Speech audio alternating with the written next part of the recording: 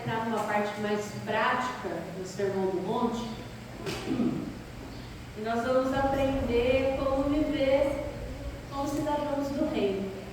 Então, a partir do versículo 21 do capítulo 5, nós vamos ver como é colocada em prática a justiça do rei do reino dos céus. Como a gente faz isso moldando a nossa vida, o nosso coração, o nosso caráter, a partir do que Jesus fala. Então eu quero convidar você a acompanhar a leitura. Eu pus 2 versículos só, eu errei, tá? Mas é do 21 ao 26. Se você tiver a sua Bíblia aí, você pode acompanhar. Em Mateus 5, do 21 ao 26. Vou pôr o resto no slide. Mas diz a palavra do Senhor: vocês ouviram o que foi dito aos antigos: não mate, e ainda quem matar estará sujeito a julgamento. Eu, porém, lhes digo que todo aquele que se irar contra o seu irmão estará sujeito a julgamento. E quem insultar o seu irmão estará sujeito a julgamento do tribunal. E quem o chamar de tolo estará sujeito ao inferno de fogo. Portanto, se você estiver trazendo a sua oferta ao altar e lá se lembrar que o seu irmão tem alguma coisa contra você, deixe diante do altar a sua oferta e vá primeiro reconciliar-se com seu irmão. Então volte e faça a sua oferta. Entre em acordo sem demora com o seu adversário, enquanto você está com ele a caminho, para que o adversário não entregue você ao juiz. O juiz entregue você ao oficial de justiça e você seja jogado na prisão. Em verdade, eu lhe digo que você não sairá dali enquanto não pagar o último centavo. Palavras do Senhor. O convite do nosso rei é aprender a viver sem ira no dia de hoje. E eu queria pensar com você então, afinal, o que é ira? Lembre-se que ira está lá entre os 7 pecados capitais, né? Ira, então, refere-se principalmente ao sentimento, então, de raiva, de cólera, né? De fúria, de indignação extrema. A ira, ela geralmente é uma resposta a uma injustiça. Então, em tese, nem sempre ela é ruim. A gente vai ver um pouquinho sobre isso hoje, tá? Mas, geralmente, a ira, ela é expressa por nós seres humanos de uma forma não muito agradável, como fúria, como cólera, como indignação, como explosão, e pode levar-nos até as últimas consequências, que é matar alguém. Eu queria pensar com você que existem 2 tipos de ira também, porque a gente tem aquelas pessoas que explodem muito fácil, que é o que a gente chama de ira visceral, ira colérica, que é aquele que sente e já explode, né? Aquela que é sentida no estômago, né? Que é aquela tensão muscular, que a respiração fica ofegante, né? É uma resposta assim, não narrativa, tipo assim, aquele bateu na boca. Mas tem também um outro tipo de ira, que talvez seja mais comum, e que a gente às vezes não leva em consideração, que é a ira meditativa, que é o processo de se irar. Como assim, pastor? É aquela que vem crescendo dentro do nosso coração ao longo de um período de tempo. Quando a gente vai levando algo para o coração e vai cozinhando aquilo em fogo baixo. E vai piorando. E adivinha o que acontece? Chega uma hora, explode. A maioria de nós tende a esse segundo, mas tem aqueles que são explosivos, que é, né? Mas tanto uma quanto a outra, né? A ira visceral, né? Que é essa ou a meditativa, elas são abastecidas por 2 ingredientes que eu queria pensar com você: expectativas não satisfeitas e medo. Quando esses 2 ingredientes se juntam, eles provocam um sentimento bastante forte. E expectativas não satisfeitas são uma ótima ocasião para a ira. E eu queria pensar com você num exemplo que vai fazer muito sentido para você. Você marcou um almoço com um amigo.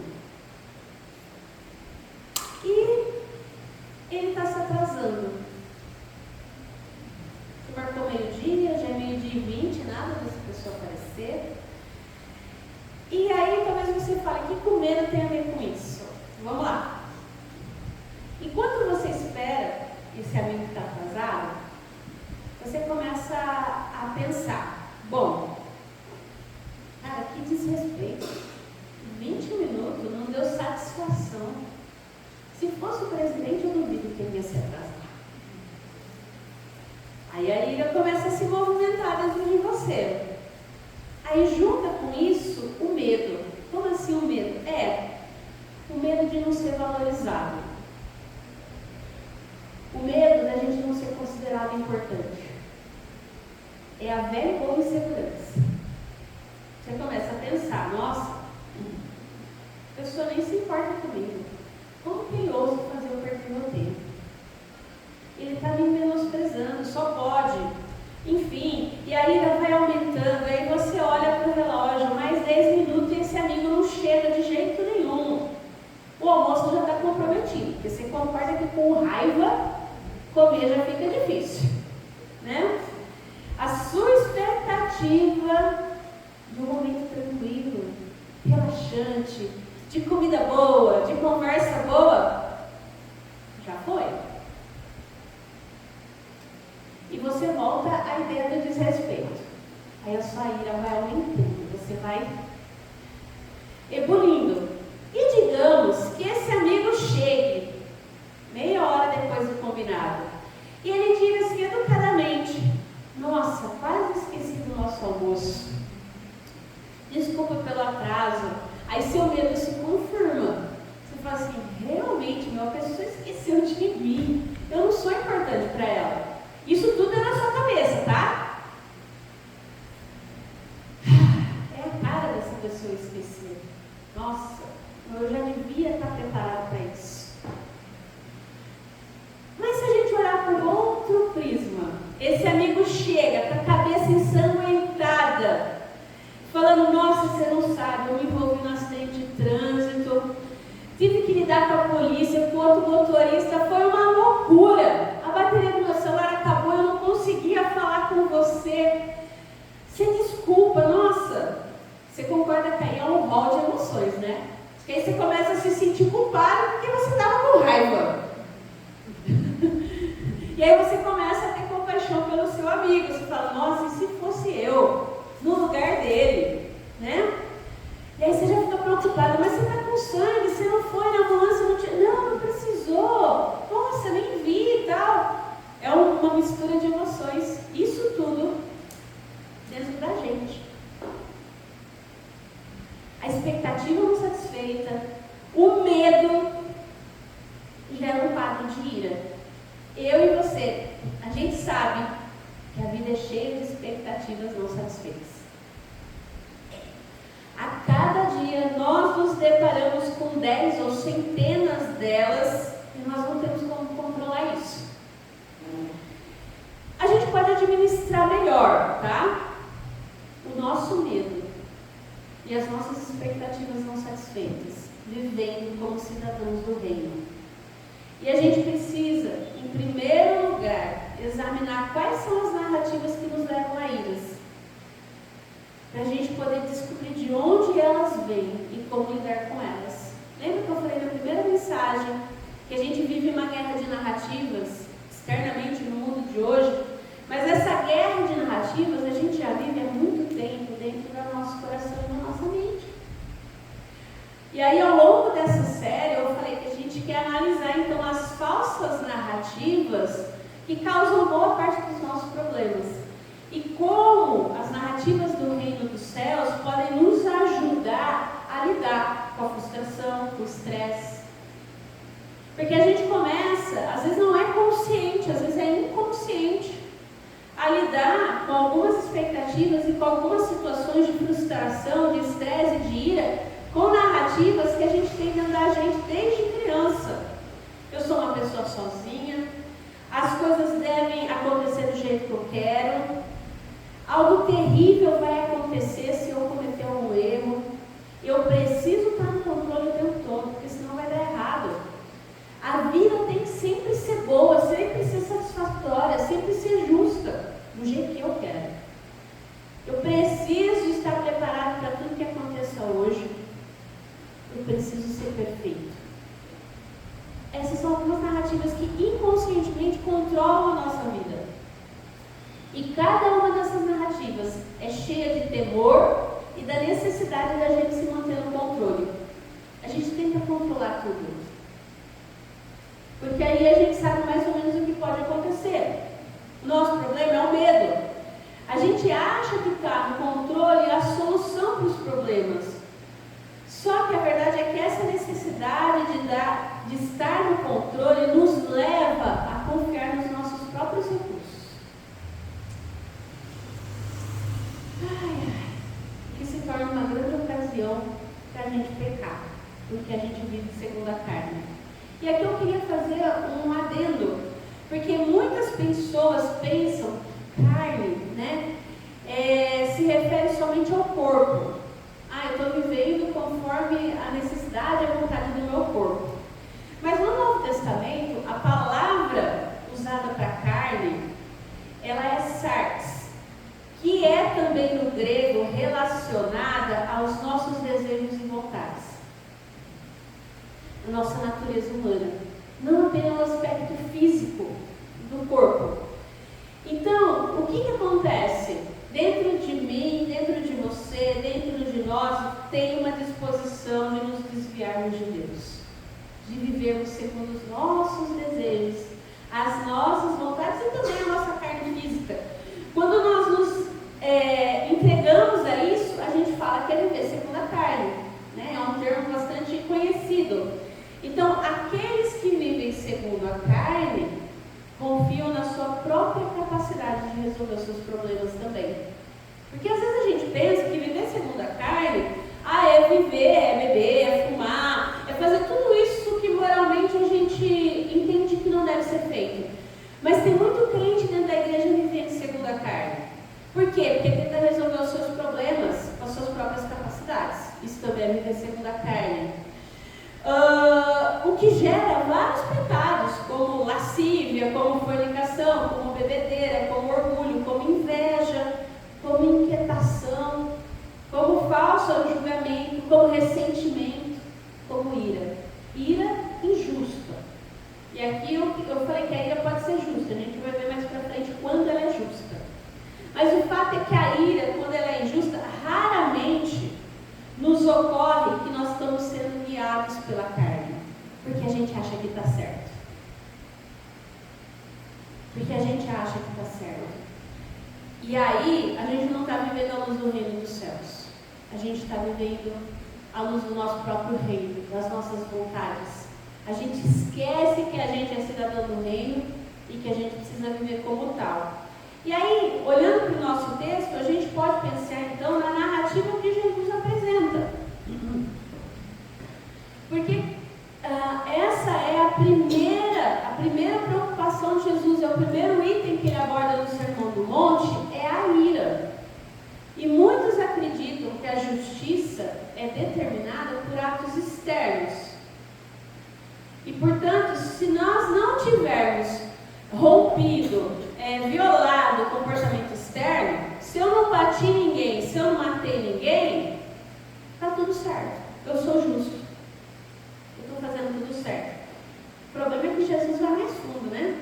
Ele vai direto ao coração, que é o lugar onde nasce todos os atos, todos os desejos, todas as vontades, né? Então, você vê como é complexo, né? Ele diz: se você se irar contra o seu irmão ou irmã, você está sujeito a julgamento. Você pode estar vivendo segundo a carne. Mas o irar, se lembra que eu falei que às vezes é só dentro da gente? Às vezes você não exterioriza isso. Mas por que Jesus está dificultando as coisas? Convenhamos, né? Ele está lançando um padrão que a gente não pode alcançar. Ele está sendo mais severo que Moisés. Lembra que ele veio cumprir a lei, não veio abolir. Jesus, você pega, hein? O texto original diz que quem chamar o seu irmão ou irmã de raca provavelmente significa cabeça oca, tolo, louco, idiota, né? É uma palavra aramaica que era usada como insulto. E aparece só aqui em Mateus. Não tem outro lugar na Bíblia que aparece, tá?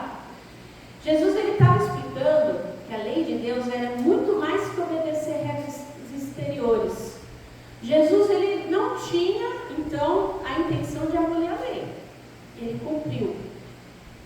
Ele se fez a justiça que nós tanto precisávamos. Então ele começa a mostrar que as regras de Deus são muito mais exigentes do que elas parecem ser. Não basta cumprir as leis mais óbvias, né? É preciso ter uma atitude interior correta. Lembra que eu sempre falo para os irmãos, né? Ortopatia, o sentir de forma correta. Não é só a ortopraxia, não é só a prática correta. Pastor, eu não matei ninguém, não bati ninguém, está tudo certo. Mas isso é o coração. A gente ouve o ditado, né, que diz que de boas intenções o inferno está cheio. E ele não está errado, né? Porque Jesus está falando sobre ficar irado e usar as palavras para machucar. Porque às vezes a gente não bate fisicamente. Mas um coração cheio de ira, um coração que odeia, não está longe do coração que mataria. Só falta o ato propriamente dito. Porque Jesus entende que a pessoa que ira machucaria alguém de verdade. Se pudesse escapar impune desse ato, o faria. É por isso que a ideia de inferno, no original aí, Gehenna, é do Vale de Himon, é um local, tá? Que é próximo a Jerusalém, que era usada para queimar as crianças em sacrifício nos tempos do Antigo Testamento. É uma metáfora natural para um lugar de punição eterna. Porque viver em ira, viver irado, é viver no inferno, dentro de si mesmo. Não sei se você já passou por esse tipo de ira, de raiva. Daquela que você respira fundo, mas parece que domina você. Espero que não, mas para algumas pessoas isso é mais natural, para outras não. E o convite de Jesus para nós é aprender a viver sem ira. Aprender a viver sem isso. Para entender como a gente consegue viver sem ira, a gente tem que analisar o restante dos ensinos de Jesus, tá? As narrativas do reino, elas são bem diferentes dessas falsas narrativas que eu falei no começo. E aqui eu gostaria de fazer uma comparação, para você entender o que eu estou falando. Talvez você pense, eu sou uma pessoa sozinha. O reino de Deus, Jesus diz para a gente, você nunca é ou está sozinho. Jesus está sempre com você. Muitas vezes a gente fala que a gente precisa estar no controle o tempo todo. A vida tem que ser sempre satisfatória, sempre justo, tudo tem que estar ordenado. E eu queria lembrar você de que é Jesus que está no controle. E talvez a gente viva essa narrativa tão condicionada, né, que sai nas redes sociais, a vida tem que ser sempre satisfatória, eu tenho que estar sempre feliz, tudo tem que estar sempre certo, tudo justo. Só que eu queria te lembrar que por causa do pecado, a vida nem sempre é satisfatória, nem sempre é feliz e nem sempre é justo. Mas que Deus tem a última palavra sobre tudo. E talvez a gente viva essa narrativa que eu preciso sempre ser perfeito, porque se eu ser perfeito, tudo vai dar certo no final. Eu queria te lembrar que embora você não seja perfeito, e eu não sou e ninguém é, Jesus nos ama. E Ele nos aceita. E por último, às vezes não é consciente, tá, essas narrativas, às vezes é inconsciente, mas quem nunca quer que tudo aconteça do jeito que você quer? Eu gostaria, mas não é. A narrativa que a gente vive é essa, né? As coisas devem sempre acontecer como eu quero, mas a palavra de Deus diz que não, nem sempre as coisas vão acontecer como você quer, mas que tudo coopera para o bem daqueles que buscam a Deus. É ir realmente mudando essas narrativas. As narrativas do reino, elas se baseiam na realidade do quê? Da presença e do poder de Deus reinando nas nossas vidas. Para Jesus, o reino não era só uma boa ideia, não é só um lugar que eu vou para depois que eu morrer, mas é algo real. O reino de Deus é uma vida com Deus. É onde Jesus reina, primeiro na minha vida, no meu coração. Que é disponível a todo aquele que quer caminhar com Ele. Porque fora do reino, a gente está realmente sucinto a essas narrativas. A gente está andando com a nossa própria conta e risco. A gente precisa realmente proteger, lutar pelos nossos direitos, enfrentando e punindo quem nos ofende. Isso é correto.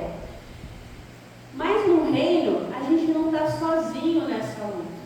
Deus está conosco, protegendo, lutando, realmente trabalhando o nosso coração para que a gente confie naquilo que Ele está fazendo, que Ele é Senhor da história, que mesmo que o pecado pareça vencer, Ele está no controle.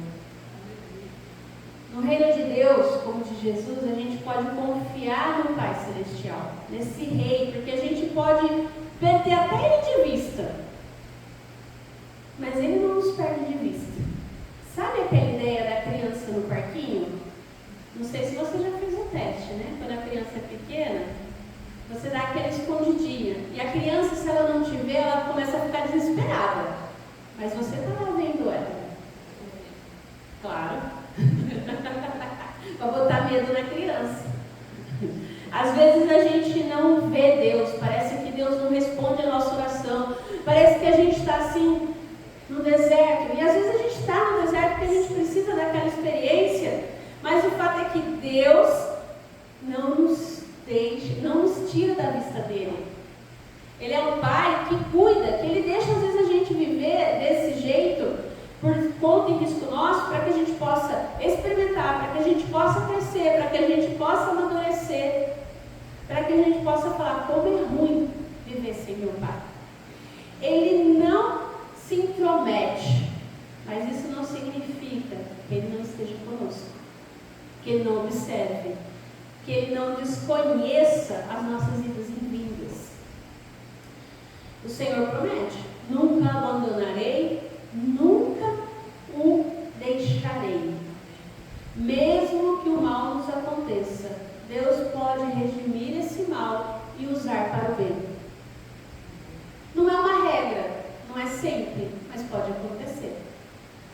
Quando isso está enraizado no nosso coração, a ira não nos domina.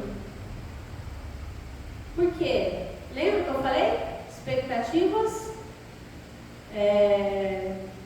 não cumpridas e medo. Se eu vivo no reino, eu aprendo a não criar expectativas sobre aquilo que não vem de Deus. Eu passo a viver sem medo. Porque em última instância, se o pior vai acontecer, que seria, vamos pensar assim, a morte, ela ainda para mim é lucro, porque eu estarei com meu Deus. E a partir dessa perspectiva, a gente não precisa mais andar irado. E aí eu queria pensar com você sobre os tipos de ira. Eu falei que tem 2 tipos, né? E a partir dessa realidade, né, eu queria fazer uma pequena defesa à ira. Eu, como uma pessoa colérica, a ira geralmente é uma resposta a uma injustiça. Só que a gente viu que antes é uma injustiça o quê? Interna. Expectativas que não foram cumpridas, há medos que o carregam. Só que existe situações em que a ira, ela deve acontecer no nosso coração, porque se ela não acontecer, tem alguma coisa errada. Eu queria lembrar para você de Jesus, que teve alguns episódios que ele teve ira, você lembra, né? Primeiro, foi quando os fariseus não entenderam o espírito da lei. Quando Jesus curou o quê? Uma pessoa no sábado. Ele fica irado, porque eles não entenderam que a questão não é as regras, mas é o amor de Deus pelas pessoas. E segundo, a clássica, né? Quando ele expulsa os cambistas do templo. Jesus não pecou, mas ele ficou irado. Ou seja, nem sempre a ira é pecado. Porque a ira de Jesus foi totalmente justa. Por isso a gente pode dizer que talvez ficar irado nem sempre é pecado. Quando não é pecado? Quando ela diz respeito a situações onde o pecado está habitando. Se você não ficar irado com uma notícia de abuso infantil, de exploração de pobre, de fraude, de corrupção, de engano e de negligência, tem alguma coisa errada aí com você. Porque essas coisas não agradam a Deus e com certeza deixam Deus irado. Se a gente, para nós, se nós formos indiferentes a esse tipo de coisa que acontece, a gente também precisa rever o nosso coração. Como afirma Paulo em Efésios 4, de 26 a 27, irai-vos e não pequeis. Não se põe o sol sobre a vossa ira, não deis lugar ao diabo. Paulo está encorajando a ira. Paulo também é um colérico. Ele reconhece o quê? Que isso faz parte da vida. Em vez de reprimir, ele afirma que o que a gente não pode fazer? Deixar o sol se deitar sobre a nossa ira. Ou seja, quando a gente deixa o sol se pôr sobre a nossa ira, a gente permite que essa ira envenene a nossa alma. E é isso que ele adverte: não dê lugar ao diabo. A ira não expressa e não resolvida dá lugar e apoio para o inimigo trabalhar. Ou seja, é aí que mora o perigo. E aí eu termino a minha defesa da ira.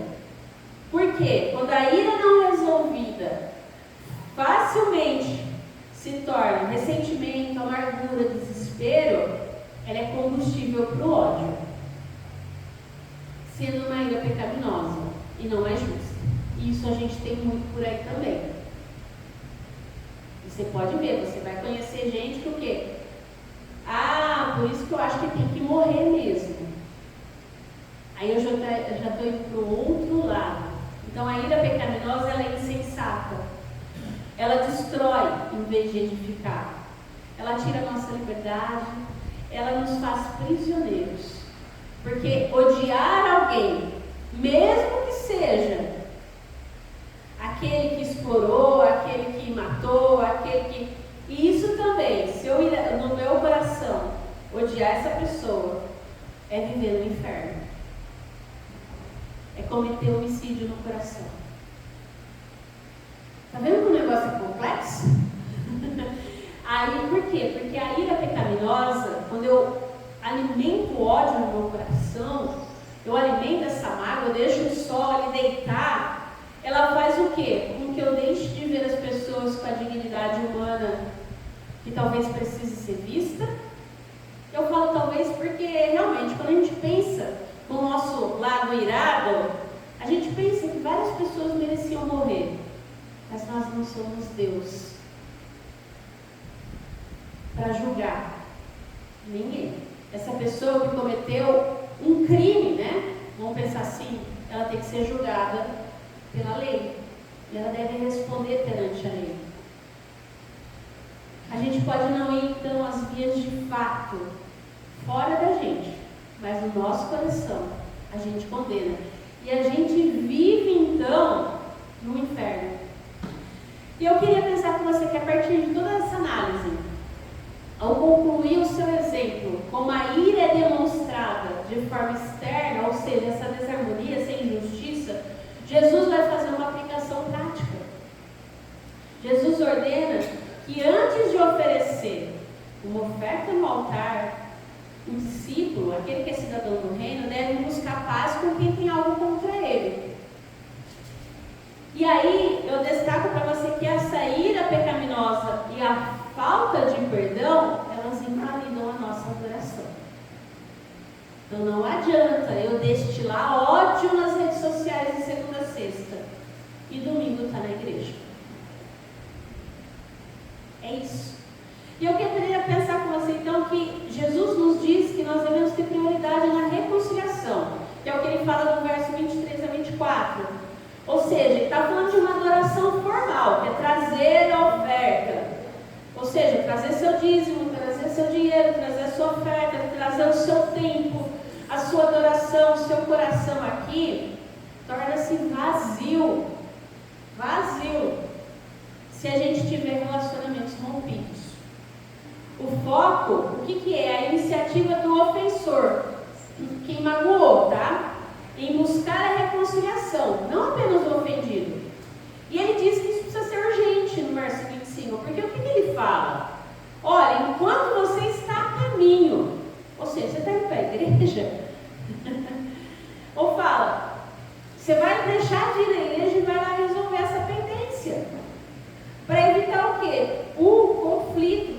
evitar que se agrave, para evitar que o sol se ponha. A ideia aqui que ele fala, né, do adversário te apresentar ao juiz, que simboliza o quê? Consequências espirituais, relacionais sérias. Mas eu queria pensar com você que a reconciliação genuína, ela foca na paz, no perdão de mágoas e na superação do rancor, sem exigir, e isso é importante, o retorno à convivência física. Porque às vezes a gente pensa que perdoar é voltar ao relacionamento. Não quer dizer isso. Não é a retomada de um relacionamento que muitas vezes é prejudicial. Perdoar é livrar-se da dor, enquanto a convivência é a escolha baseada em limites, em segurança. É perfeitamente possível perdoar alguém e manter distância. Especialmente em casos de abuso e relacionamento tóxicos. É muito sério isso. Porque muitas vezes a gente vê pastoras, não, você tem que perdoar o seu marido que te bateu. Tá, então você vai voltar aquele relacionamento, né? Esse mês que é mês das mulheres, a gente falou no Dia das Mulheres sobre isso também. Você pode perdoar ele, liberar perdão, mas você não é obrigado a conviver com ele. Porque, primeiro, se a pessoa ela é tão irada assim, a ponto de te agredir fisicamente, ela pode te matar sim. Tá aí os noticiários para a gente ver que não é mentira. Depois da primeira agressão, sinto muito. E eu vou além. Eu vejo que o homem que agride a esposa, que bate nela, ele também está sendo infiel. Para alguns que levam muito literalmente a questão de que Jesus só permite a separação no caso do adultério, ele está adulterando sim. Aos votos que eles fizeram diante de Deus e das testemunhas do altar, de que ele ia protegê-la, de que ele ia amá-la, como Jesus amou a igreja. E se ele está fazendo justamente o contrário, ele está indo contra tudo aquilo que ele prometeu. Isso é muito sério. Isso vale para a violência psicológica também, tá? Porque às vezes a gente, o cara nunca bateu, mas ele fala cada coisa que é assustador. E se a Bíblia diz que o marido precisa tratar a mulher como Cristo tratou a igreja, essa semana de domingo, esse domingo de Ramos, essa Semana Santa vai mostrar como Cristo trata a igreja. Abdicando de si mesmo, dando a sua própria vida para salvar a igreja, para protegê-la. Então isso é muito sério. E às vezes a gente acha que liberar perdão, então eu tenho que me submeter a um relacionamento tóxico. Não. Se a pessoa que te agrediu, se a pessoa fez o que fez, às vezes é melhor ficar longe. Perdoa, libera perdão. Para que viver no inferno da mágoa, do rancor? Revivendo, porque todas as vezes que a gente traz à tona, a gente revive aquilo, e aquilo vai gerando ira no nosso coração. E a gente vai vivendo dentro de expectativas que a gente tinha que não deram certo, dentro de um medo que não tem sentido viver no reino de Deus. É muito sério isso. Então, o que é reconciliação? Reconciliação é o ato de jogar fora o orgulho. É desvencilhar-se do passado e restaurar a paz de espírito. E não significa necessariamente, então, retomar uma vida juntos. Talvez seja melhor para mim e para outra pessoa, cada um seguir o seu caminho. Isso vale para amizades, isso vale para casamento, isso vale para a igreja, isso vale para tudo. Porque a reconciliação, ela busca harmonia, o que pode ocorrer à distância. É uma questão, às vezes, de autocuidado, de saúde, de ambas as pessoas. O culto só é aceitável quando o coração busca paz e a reconciliação com o próximo. É muito sério isso. Jesus enfatiza que a vida cristã autêntica supera a mera obediência formal à lei. Ele está focando na transformação de relacionamentos pessoais. E eu queria pensar que quando a gente fica irado, a gente deve encarar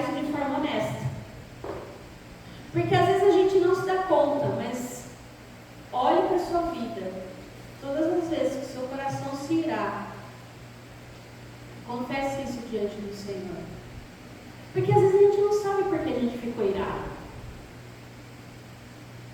Eu, particularmente, às vezes eu não sei por que eu fiquei com raiva.